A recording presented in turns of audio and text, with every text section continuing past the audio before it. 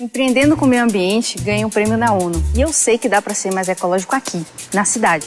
O Santander também sabe, por isso lança a Plataforma Estação. Uma iniciativa que está levando mais responsabilidade ambiental para a estação de trem Vila Olímpia, em São Paulo. Com jardins verticais irrigados com água de reuso, geração de energia solar, tratamento de esgoto para a preservação do Rio Pinheiros, reciclagem de lixo e muito mais. Um projeto modelo oferecido de graça pelo Santander, para que grandes marcas façam o mesmo em outras estações. Fica a dica, hein? E o banco também quer ajudar dando crédito para a compra de placas solares para sua casa, empresa ou fazenda, com as menores taxas em até 96 vezes. Acesse e saiba mais. Juntos, a gente pode fazer um mundo mais sustentável. Santander.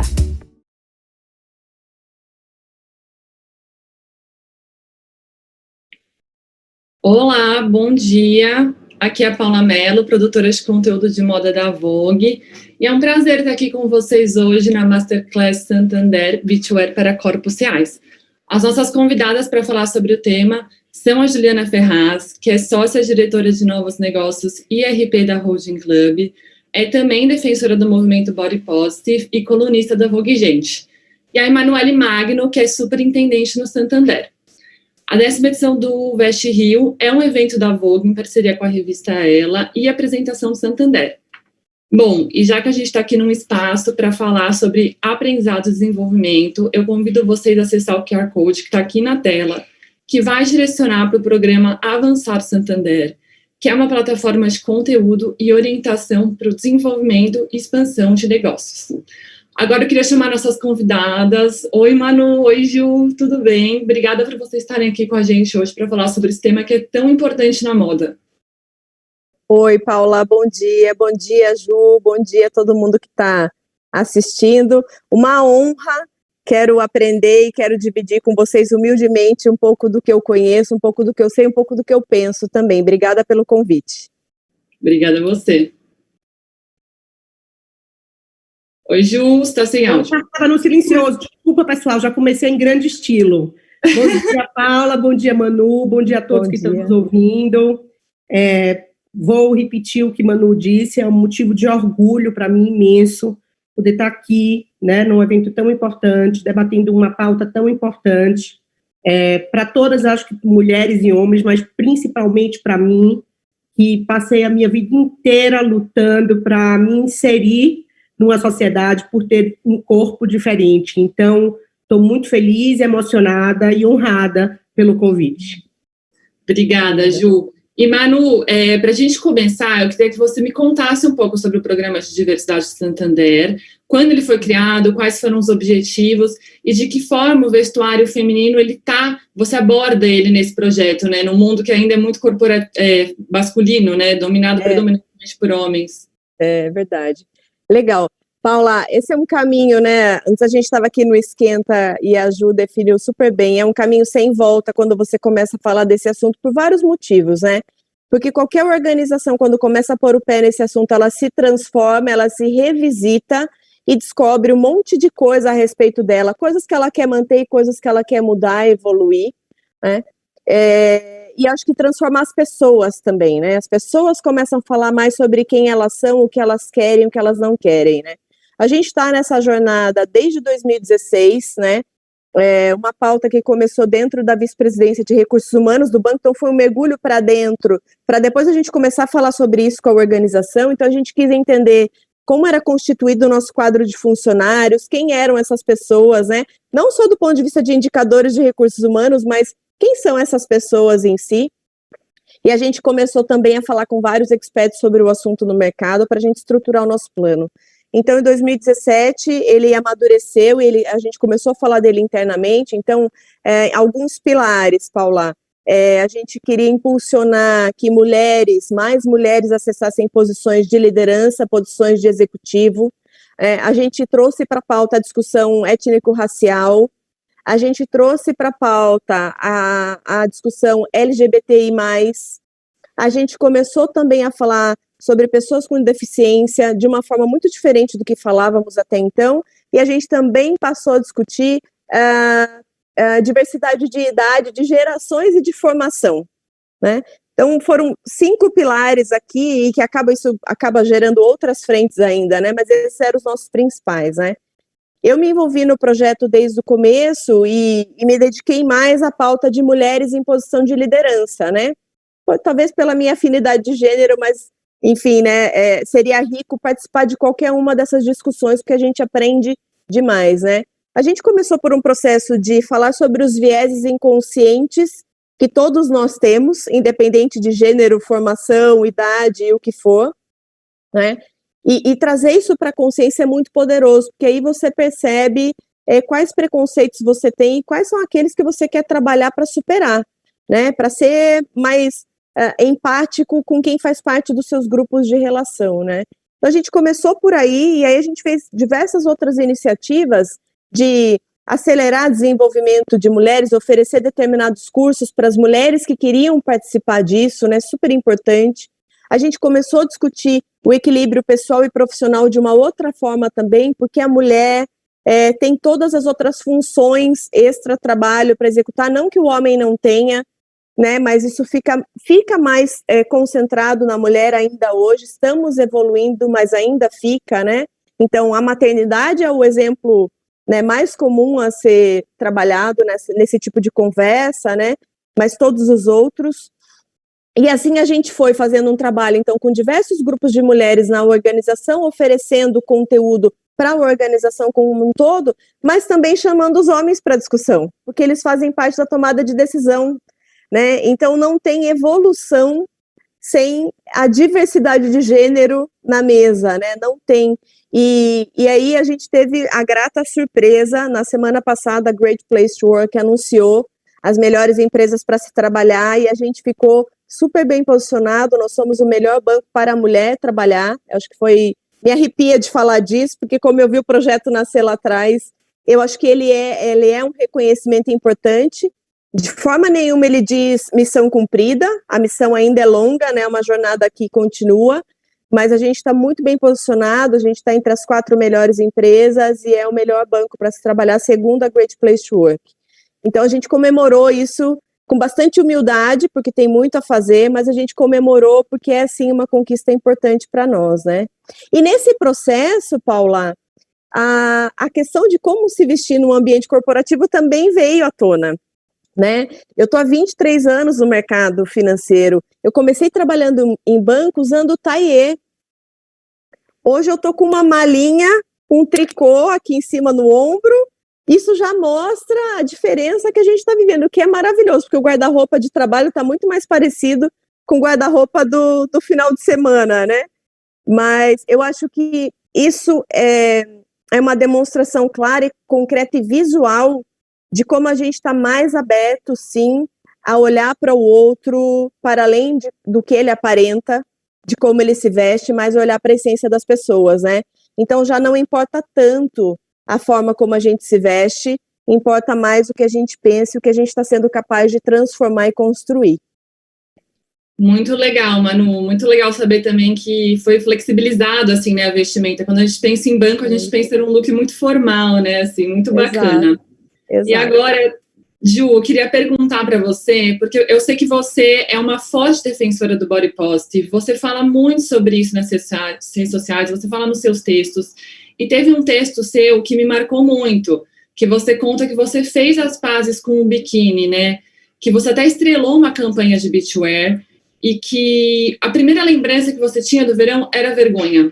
Então, eu queria saber se no passado você tinha dificuldade de se sentir representada na moda praia e de encontrar peças, né, maiôs, biquínis, que te vestissem bem e fizessem você ficar confortável. Olha, Paula, é uma pergunta que até falta ar, porque por mais que a gente fale sobre isso, né, a gente tem ainda um caminho muito grande, muito longo a percorrer. Primeiro, para quem está aqui, eu vou explicar rapidamente o que é o termo corpo positivo, né? Ele foi criado em 1970 nos Estados Unidos, né? É uma luta que não é uma luta atual, é uma luta muito antiga, e a defesa deles era o meu corpo, as minhas regras. Então, sendo bem direta, eu costumo dizer que o corpo positivo é é um equilíbrio entre o corpo e a alma. É a gente se sentir bem na nossa própria pele. Então, por que eu defendo isso? Porque eu sou uma mulher normal, de 40 anos, né, que cresci a vida inteira com o peso de ser taxada como uma mulher gorda, né, e me senti fora da turma por não ser uma mulher dentro do padrão, né.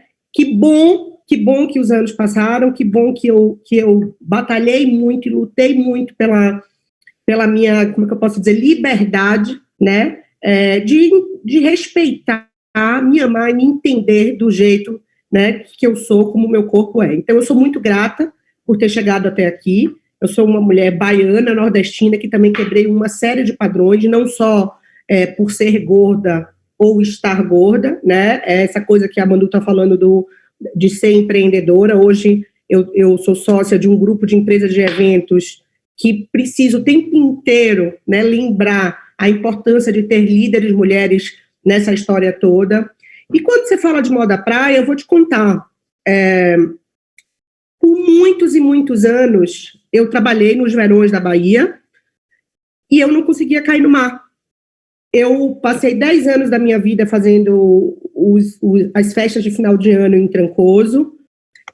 Quando eu pensava em moda praia, era um sofrimento comprar biquínis ou comprar maiôs, então eu tinha uma autodefesa que eu me virava de costas no provador, não me via no espelho, eu olhava para o maiô e dizia, esse dá, vamos com esse, porque eu sabia que eu não ia cair no mar mesmo, porque eu achava que meu corpo, né, não fazia parte, é quase como se eu não pudesse desfrutar desse momento. Então, é uma experiência pessoal que eu faço questão de contar aqui, porque eu acho que a gente tem obrigação. Quando a gente fala de inclusão, a gente tem que entender que os nossos corpos não serão iguais, que nem todo mundo vai vestir tamanho P, M ou G, né? E que a gente precisa olhar para esse consumidor, para esse ser humano, com mais humanidade, com mais respeito, e também entender que a gente tem ali uma grande possibilidade, né, de gerar novos negócios. Estava contando aqui para vocês que o dado do Senac, em janeiro de 2021, a moda plus size gera 5 bilhões de reais por ano no Brasil. Então, assim, nós que estamos aqui, né, empreendendo, olhando para isso, precisamos pensar que precisamos criar uma relação nova com os nossos consumidores, de inclusão, né, literalmente, e também aqui tem uma nova e gigantesca oportunidade de negócio para captar novos clientes. Então, é um pouco sobre isso, Paulinha.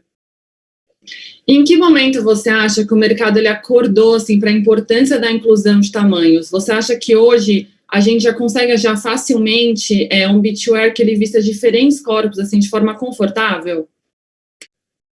Olha, eu não acho que é tão fácil assim, sendo muito honesta. Acho que tem uma questão assim, as redes sociais, né, deram voz a muita gente. Antigamente a gente tinha veículos de comunicação que falavam, né, recortavam a realidade e escreviam matérias. Hoje todo mundo é um formador de opinião, hoje todo mundo tem uma voz, hoje todo mundo tem uma opinião sobre determinados assuntos. Então, eu acho que com essa história como que eu posso dizer, das redes sociais, né, terem mudado a forma da gente se comunicar, tem aí milhões de mulheres e milhões de homens falando sobre essa história do corpo positivo e da inclusão de corpos de uma maneira muito, muito forte. Então, a gente vê isso com muito mais força nos Estados Unidos, a gente vê isso com muito mais força na Europa, a gente vê hoje no Brasil um movimento acontecendo, marcas já se apropriando disso. Vejo algumas marcas brasileiras falando de diversidade de corpos e biquínis e maiôs e sungas para todos os tamanhos, mas eu sinto ainda falta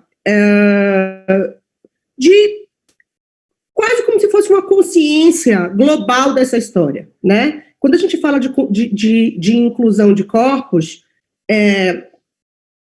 existe ainda uma série de preconceitos, existe ainda uma série de verdades absolutas, como, vou fazer um biquíni GG ou extra G, o meu biquíni vai ficar mais caro, porque eu vou ter que usar mais peça, a mão de obra é maior, né? E por que a gente não olha por outro lado? Que a gente vai estar respeitando o corpo e a escolha do próximo, que a gente tem aí 5 bilhões de reais na moda plus size e podendo criar novas receitas que às vezes a gente não consegue enxergar.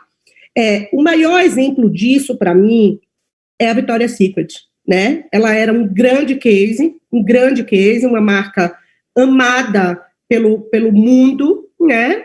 E quando eram aqueles desfiles, aquelas índias, os corpos perfeitos, os corpos esculturais, a gente esperava o ano inteiro para ela acontecer. E, de repente, ela não conseguiu acompanhar e enxergar, né, a voz das pessoas, ela não conseguiu respeitar as escolhas da gente, porque tem muito sobre escolhas, de a gente ser quem a gente é e como a gente é. E hoje, eu não sei se vocês viram, vocês devem ter visto, há uma semana atrás ela criou uma campanha super inclusiva, mas eu, particularmente, que escrevo sobre isso, não tive vontade de falar, porque eu não acredito nessa transformação. Né? Não é sobre o mercado, é sobre você fazer de dentro para fora. Então, quando a Manu fala do trabalho dela de inclusão como mulher dentro do banco, é ela na própria pele, ensinando e compartilhando e trocando com todo o time, para que o consumidor seja impactado por isso. E eu não acho que a Victoria's Secret entendeu a história. Então, se eu puder dizer alguma coisa aqui, é que, assim, respeitem, né, a diversidade dos corpos, invistam na diversidade dos corpos, mas acreditem nisso, né? Acreditem, porque não dá mais também, no momento que a gente está vivendo, para criar relação entre consumo e consumidor sem verdade, transparência e igualdade. Então, esse é o meu recado para quem está aqui nos assistindo. E, Manu, você acha que hoje o mercado ele já entende o que a mulher realmente deseja? Você acha que o mercado ele busca se comunicar e se identificar com a sua consumidora? Primeiro, eu quero, sim, saber onde é que eu assino embaixo do que a Ju falou, porque eu concordo com ela total.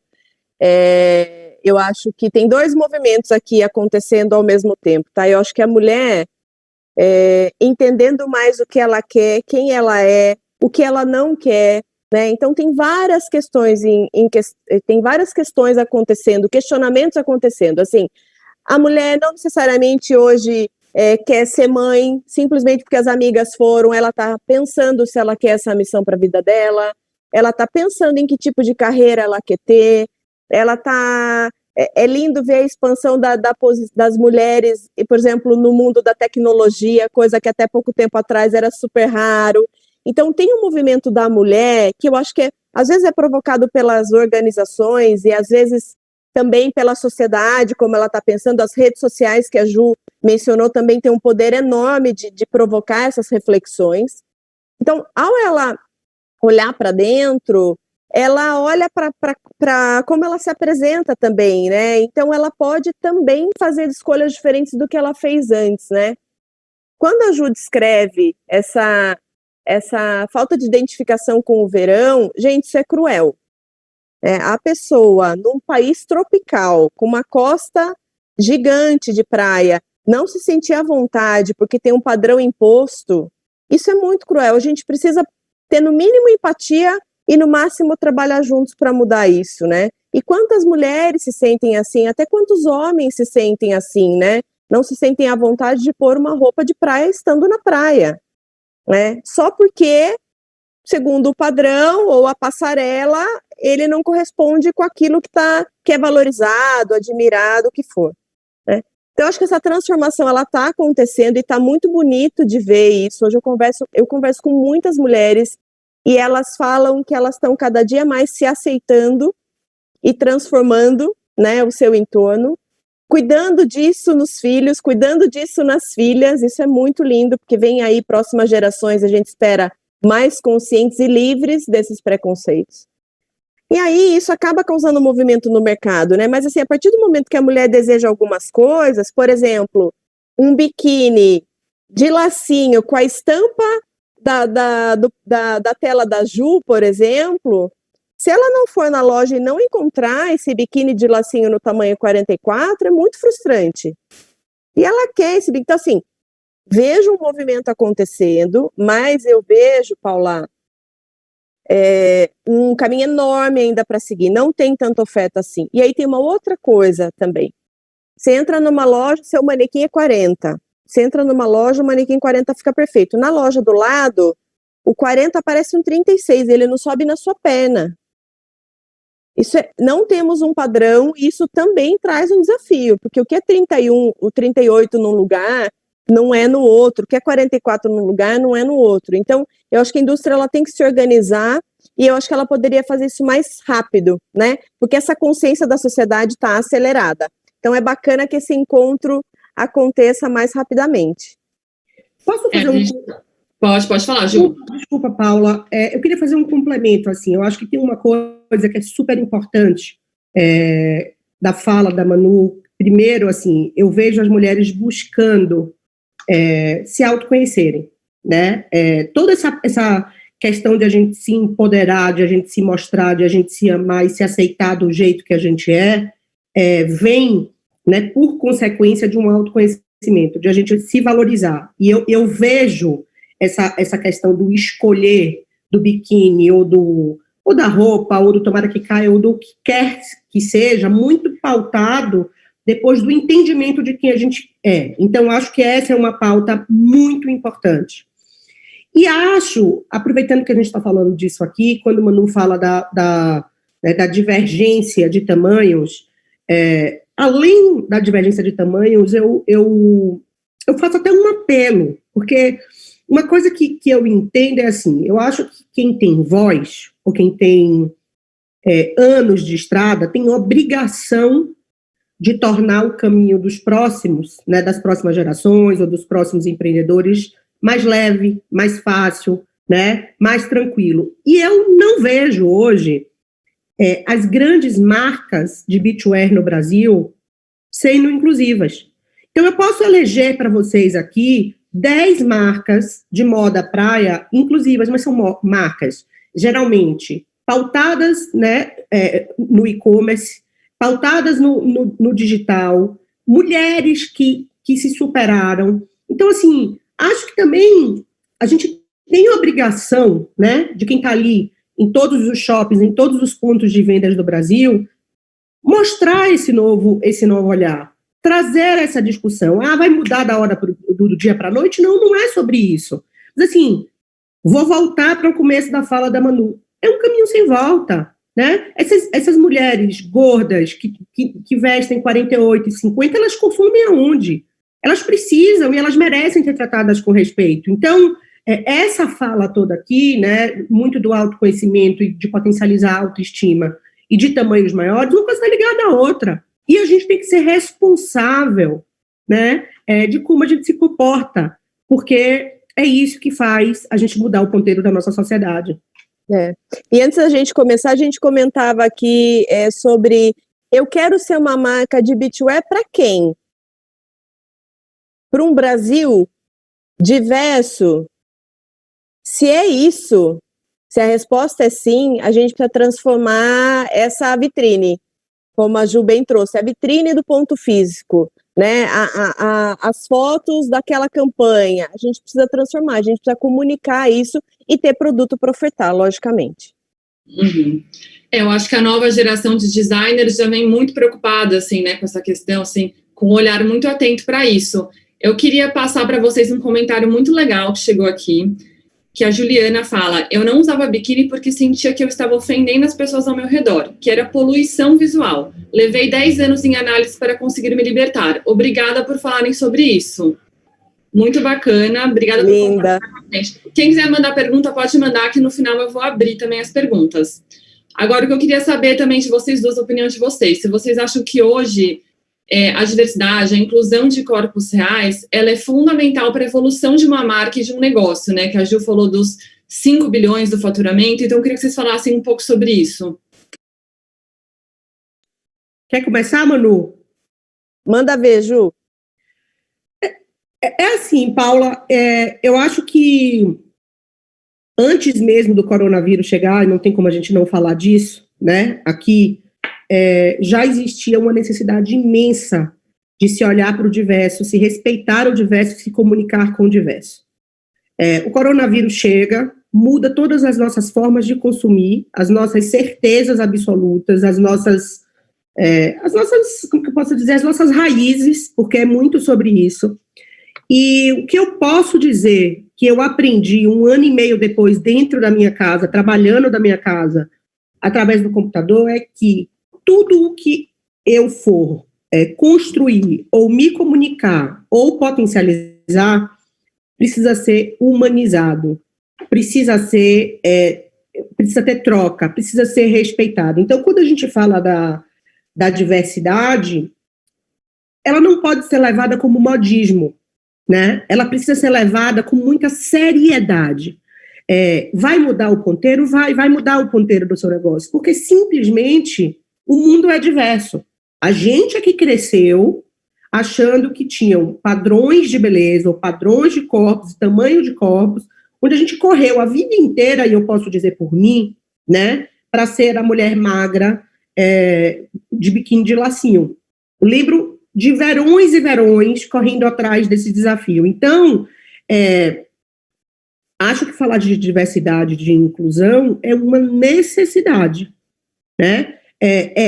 Para qualquer empreendedor, para qualquer diretor de marketing, ou qualquer diretor de produto que não entende e não respeita isso, eu posso até ser um pouco mais dura, eu posso dizer que ali na frente o negócio provavelmente não vai prosperar. As pessoas querem consumir de marcas transparentes, de marcas inclusivas, de marcas que conversem com o seu consumidor, e mais do que isso, você quer consumir de marcas que você se sinta bem. Então, se você não respeita isso, eu não vejo um futuro próspero lá na frente. Eu concordo com a Ju, eu acho que tem 2 aspectos aqui que a gente pode discutir também, que um é isso que a Ju descreveu super bem, que é a minha oferta, para quem eu oferto e como eu oferto, qual é o público, né, com quem eu converso, e tem o pensamento, também tem a diversidade fazendo parte do time da empresa, né, o que eu quero dizer com isso? Vou pegar banco, né, se a gente pensar uns anos atrás, éramos engenheiros, administradores, predominantemente homens e tudo mais. Se você olhar para as outras indústrias, tem também aí um conjunto de características que predominavam nas pessoas que faziam parte da tomada de decisão daquele negócio, né? Então, quando você traz diversidade, a gente não faz isso por benemerência, de jeito nenhum, a gente faz isso porque a gente quer sim trazer a sociedade com a qual a gente se relaciona para dentro da empresa para tomada de decisão, para definição da estratégia, do pensamento. A diversidade proporciona outros voos, né, que os exatamente iguais talvez não cheguem até lá, ou levem muito mais tempo, né. Então eu acho que tem, Paula, isso tudo que Ju comentou, e tem também essa questão de quem são as pessoas que estão coordenando essas empresas, comandando esses negócios, definindo a estratégia e tomando as decisões.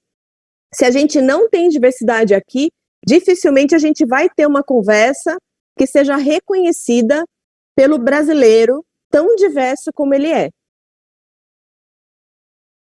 E eu também queria falar um pouco com vocês sobre empoderamento feminino, que eu acredito muito na moda como uma ferramenta de autoestima. Então, eu queria que vocês falassem, assim, o papel de uma marca, né, de uma marca de beachwear, que é o tema, no empoderamento feminino e também para ajudar na autoaceitação. Aí eu acho assim, vou começar falando da minha avó Chica. A minha avó, maravilhosa, ela foi costureira. E eu me lembro de eu fascinada, né, com a máquina de costuras dela, a tesoura enorme que ela tinha, os tecidos, aquela diversidade de tecidos. E eu lembro de ver o processo, né, de produção das peças. Então, ela recebia os clientes dela na casa dela, de todos os tamanhos, de todas as idades, de todos os corpos, né? E ela realizava aquela ideia, transformava em realidade aquela ideia, né, do corpo da pessoa. Eu achava fascinante aquilo, porque todo mundo saía de lá muito satisfeito, né, com a roupa que a minha avó tinha costurado.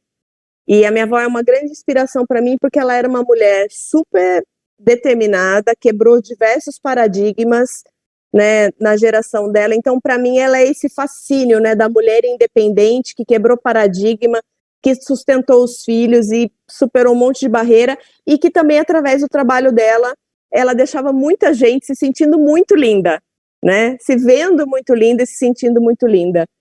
Então, eu acho que o empoderamento feminino, Paula, quando você pergunta, eu acho que a forma como a gente se veste, e quanto mais a gente se conhece, a gente vai mudando também a forma como a gente se veste, talvez seguindo menos padrões, ele diz muito sobre a gente, né? E eu acho lindo que a gente possa fazer muito mais escolhas hoje sobre como a gente quer se apresentar mesmo para os outros, né?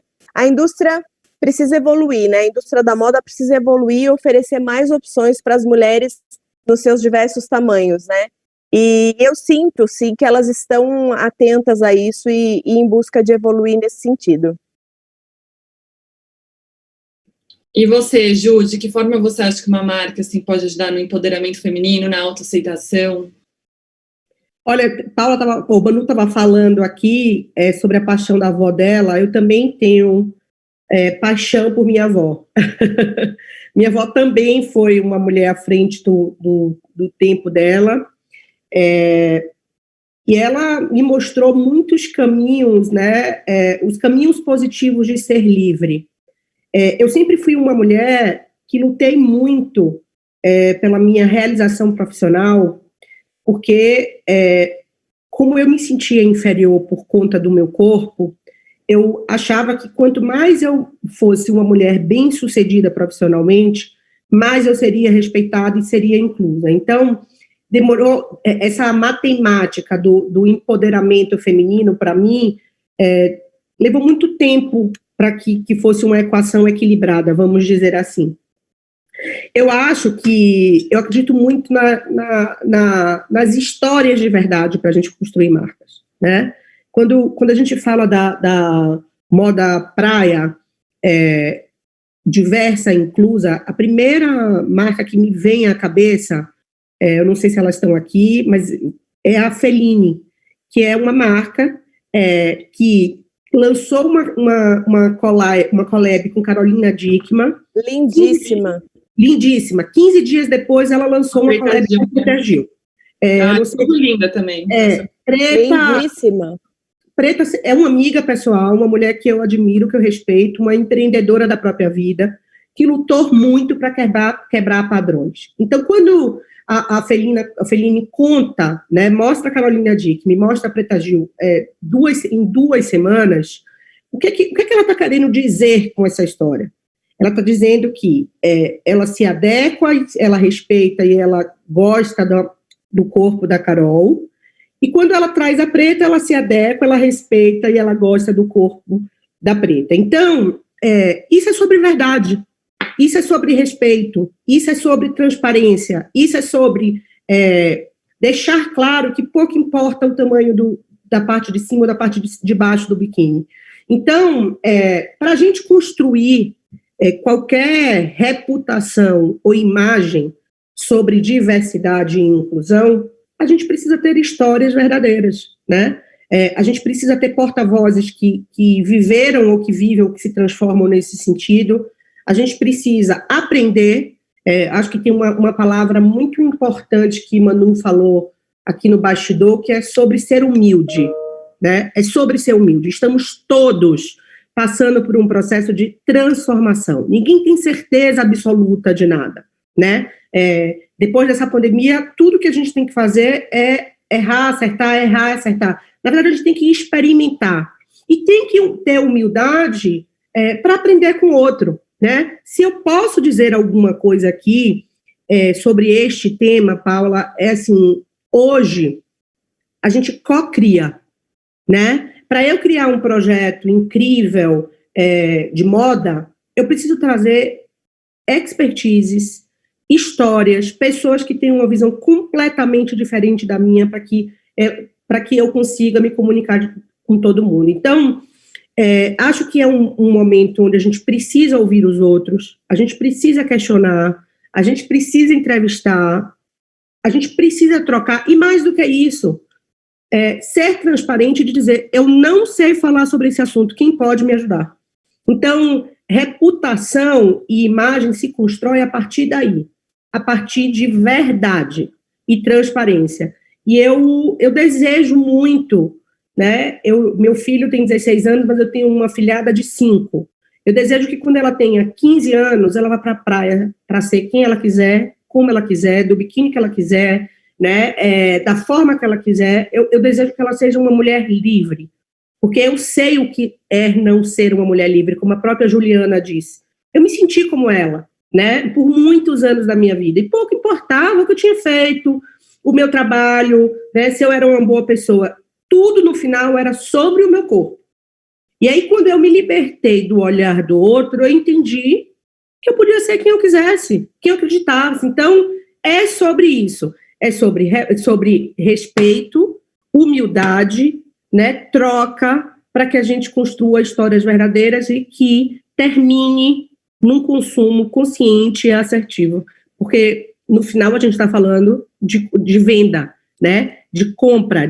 Então, assim, não é que não estamos falando de negócio. Na verdade, tudo que a gente está falando aqui, tanto eu quanto o Manu, quanto você, a gente está ampliando o repertório para gerar e trazer novos negócios, novos caminhos, novas estratégias e novas receitas. Assino embaixo tudo que você falou, Ju. Acho muito importante. E começaram a chegar umas perguntas aqui. Vou fazer primeiro, então. Ó. Essa foi direto para a Ju, que é como colunista da Vogue, como você enxerga a contribuição da revista em trazer os corpos reais, a exemplo da capa desse mês com a Precious Lee, que, modesta parte, ficou muito linda, assim, eu fiquei apaixonada por essa capa. Então, fala um pouquinho, Ju.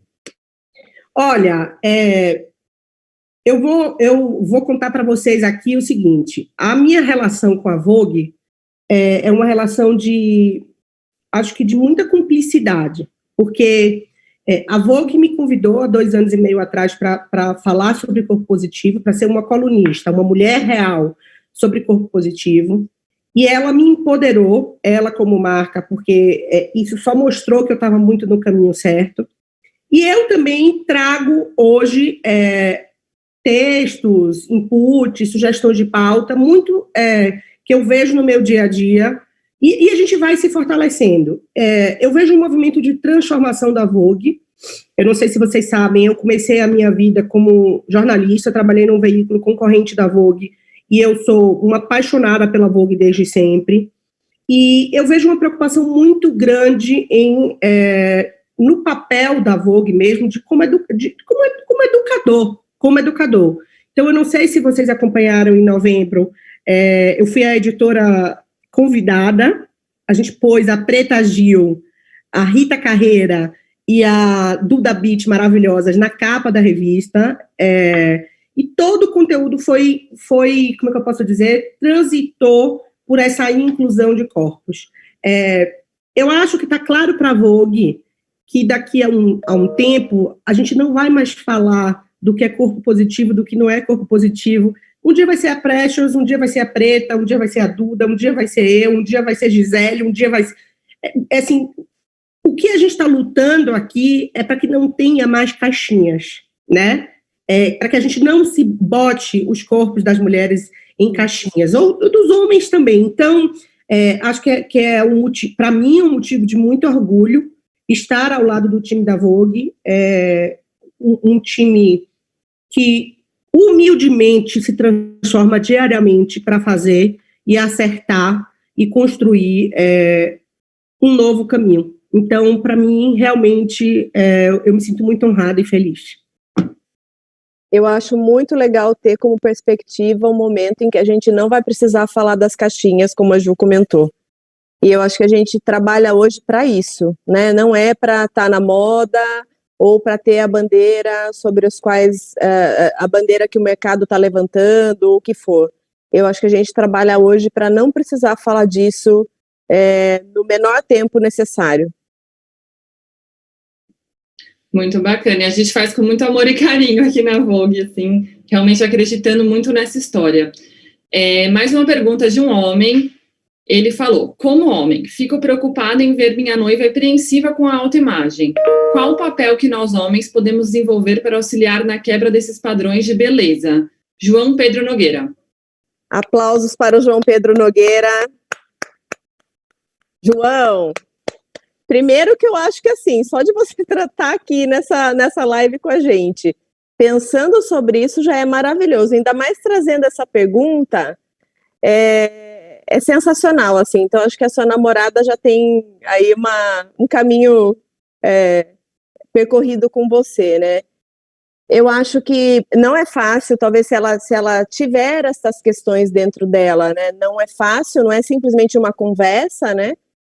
Mas eu acho que vocês têm, primeiro, na cumplicidade de vocês, você deixar claro o valor dessa mulher na sua vida, o que ela significa para você, muito para além de como a aparência física que ela tem, né? Eu acho que um relacionamento, ele se constrói no que está por dentro mesmo, nessa aliança, nessa cumplicidade, né? Então, acho que você como namorado, marido, companheiro que for, deixar isso claro para ela, isso toca a autoestima da mulher, e isso é transformador, isso é poderoso, né? Eu acho que ela, cuidando desse autoconhecimento e entendendo que ela é maravilhosa, independente do padrão que está aí imposto ou não, essa transformação, esse autoconhecimento vai fazer com que ela tenha cada dia menos dificuldades com isso, né? E eu acho que também aí tem uma medida aqui mais drástica, que é assim, consumir moda de lugares que compreendem isso. Radicalizar mesmo, assim, sabe? Não vou entrar na loja em que o manequim padrão é 36. Eu acho que a gente precisa buscar lugares que estão compreendendo o que está acontecendo com essa mulher que não quer seguir padrão necessariamente, não quer lutar anos e anos para atingir o peso X ou Y, entendeu? Então, eu acho isso, mas acho que só de você ser o companheiro dela e ter essa inquietação, eu acho que vocês vão ter muito sucesso juntos nessa jornada, viu? Obrigada pela pergunta. E acaba que você vira um porto seguro, né? Da sua namorada e da sua mulher. Eu fiquei super emocionada com a sua pergunta, João, porque por muitos anos eu me meti em vários relacionamentos abusivos e difíceis, porque eu não achava que eu era merecedora de um homem que me amasse do jeito que eu era. E hoje eu sou casada há 5 anos com o meu marido, né, meu segundo marido, que me ama, que me apoia, que me fortalece, que me diz, olha, o que eu posso fazer por você? Como é que eu posso te ajudar? Como é que eu faço para te sentir bem? Eu, depois de muitos anos, voltei a dançar no sábado. Ele foi me levar. Quando ele voltou, ele me trouxe um buquê de flores de estímulo por eu ter voltado simplesmente a me movimentar depois de 1 ano e meio. Então, é lindo quando você pergunta, é lindo que você tem consciência, e mais lindo, porque eu tenho certeza que a sua mulher ela vai se sentir mais segura ao seu lado, né? E é isso que eu acho que a gente busca também numa relação. Muito bacana, Ju. E aí tem mais algumas perguntas. Mais uma aqui da Fernanda Ferraz. Por que o estilo de biquínis no exterior é tão diferente do brasileiro? É para mim ou para Manu? Pode responder as duas. Como preferirem. Olha, Paula, eu acho que você sabe responder mais do que eu. Eu acho que o mercado ele é diferente, né? Assim, querendo ou não, acho que vai muito também do gosto da consumidora, né? Aqui a gente estava falando do biquíni cortininha, a brasileira ela gosta muito do biquíni cortininha. Eu, quando compro biquíni fora, são sempre biquínis um pouco maiorzinhos, assim, a calcinha um pouco maior. Eu acho que vai muito de acordo com o gosto da consumidora, né? O que vocês acham? Eu acho que a gente é um país tropical. Se ela estiver comparando com Europa, Estados Unidos, assim, eu me lembro de uma foto icônica. Eu acho que é do Gabeira com um biquíni de crochê. Gente. É do Gabeira. Uma sunga laranja, não é? De crochê na praia. Então, assim, essa característica do biquíni pequeno, me parece que é aqui do Brasil mesmo. Eu acho que por ser um país tropical, por ter essa cultura, né, de ir à praia no verão. A nossa praia é uma praia muito diferente da praia da Europa ou até dos Estados Unidos, né? Ela é uma praia diferente, a composição da praia é diferente, né? A forma como a praia é usada é diferente. Então, eu acho que eu não tenho profundidade histórica, nem até me atrevo aqui a palpitar, mas quando eu lembro daquela figura, para mim é um marco do que é a moda praia no Brasil. Um homem usando uma micro sunga de crochê, né, lá na década, sei lá de quando, 60, 70, né? Então, veja a profundidade que isso tem aqui, a importância que isso tem aqui, né? É diferente. Agora, olha que legal, ouvindo vocês falarem e vendo a pergunta, quem perguntou, Paula, desculpa, eu esqueci o nome. Tá no Fernanda. A Fê. Fernanda Ferraz, minha parenta, não sei se é. É muito engraçado, porque quando a gente fala de diversidade e quando a gente fala de inclusão, quando a gente fala de globalização no sentido de todo mundo ter acesso a tudo, eu acredito que ali na frente a gente não vai ter mais essa separação do qual é o biquíni da moda praia europeia, qual é a americana ou qual é a brasileira, porque se a gente tem uma autoestima e se a gente está empoderado e a gente sabe o que a gente gosta, a gente vai poder comprar em qualquer lugar. Né? Tem aí um papel também de nós, empreendedores, de olhar para isso como uma oportunidade de negócio. Né? O que seu consumidor quer? O que seu consumidor quer vestir? É hot pants? É biquíni de lacinho? É biquíni de crochê? Né? Será que não vai dar... Será que a gente não vai trabalhar hoje de uma forma, quer dizer, hoje não, daqui a um futuro próximo, mais feito à mão com uma avó da Manu, né? Entender primeiro qual é o desejo desse cliente. Então, eu vejo uma unificação nesse sentido, porque quanto mais diversidade de corpos, né, também mais liberdade de escolhas. E aí você vai poder construir essa história toda. Então, pode ser muito bacana. Acho que tem muito uma questão de estilo também, né, de ir pela tendência. Teve uma época que o tie-dye, assim, foi aqui nos Estados Unidos, na Europa, globalizou, né, essa tendência também. Acho que o consumo também tem muito essa questão do estilo também. Nosso tempo está acabando, a gente tem mais 10 minutos, não, tem 15. Vou fazer a última pergunta, então, depois eu puxo para as considerações finais, que é uma pergunta para a Ju. Ju, como foi o seu processo pessoal de autoaceitação, sua desconstrução de imagem de referência do corpo perfeito? Você buscava muitas dietas malucas, processo de emagrecimento? Qual sua maior dica para quem precisa mudar a chave e amar seu corpo? Vamos lá. Eu fiz todos os tipos de loucuras possíveis e impossíveis para ter um corpo perfeito. Então, eu começo a minha luta aos 15 anos, para ter um corpo perfeito. Meu pai faleceu aos 15 anos, por consequência, dali começa uma compulsão alimentar. Eu fui apelidada na Bahia em Salvador, me chamavam de Jubola. E dali começou a minha luta para me afirmar, para me mostrar diferente, para me mostrar capaz. E eu foquei muito, muito, muito no trabalho, né, abrindo mão, inclusive, de muitos momentos pessoais para poder ser respeitada e ser inclusa. Eu pensava exatamente assim, já que ela não pode estar de biquíni de lacinho na praia, né, ela é incrível trabalhando e construindo histórias pelo Brasil. E isso me levou a 2 burnouts. Eu não sei se vocês sabem o que é, mas é uma síndrome onde você dá um curto-circuito mesmo entre o corpo e a alma, um esgotamento físico e mental. O primeiro, eu passei ilesa. O segundo, eu fui afastada clinicamente e psiquiatricamente do trabalho que eu estava. E eu tinha 2 caminhos, né? Ou repetir tudo de novo até que chegasse no fundo do poço, ou reconstruir a minha história. Então, eu decidi pedir ajuda, procurar ajuda, apoio psicológico, apoio psiquiátrico, algumas terapias alternativas, como Theta Healing. Agora, nesse momento, estou fazendo um trabalho de hipnose, medicina quântica, para que eu pudesse, primeiro, tratar do meu corpo, né, tratar que estava completamente debilitado, e para que eu entendesse o meu valor, independente do tamanho de calça que eu estava usando, né? Eu lembro muito que, por muitos anos, eu deixava de sair com minhas amigas, porque eu tinha saído da calça 40 por 42 e engordado 5 quilos. As minhas fotos do passado sou eu me escondendo com o meu corpo, né, com um grupo de amigos. Então, quando é que eu virei a chave? Na verdade, não fui eu que virei a chave, foi a vida que me chamou, né, para um compromisso.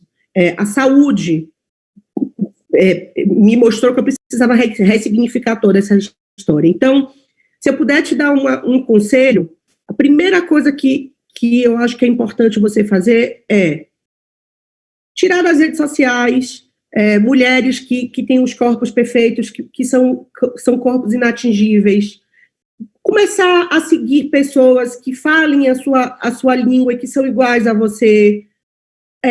Livros, eu posso indicar aqui uma série de livros que falem sobre essa história de como foi criada essa exaltação do corpo perfeito. Se for possível, procure um psicólogo, bote para fora, se enxergue e, mais do que isso, se enfrente e se ame. Eu tinha muita dificuldade de me olhar no espelho.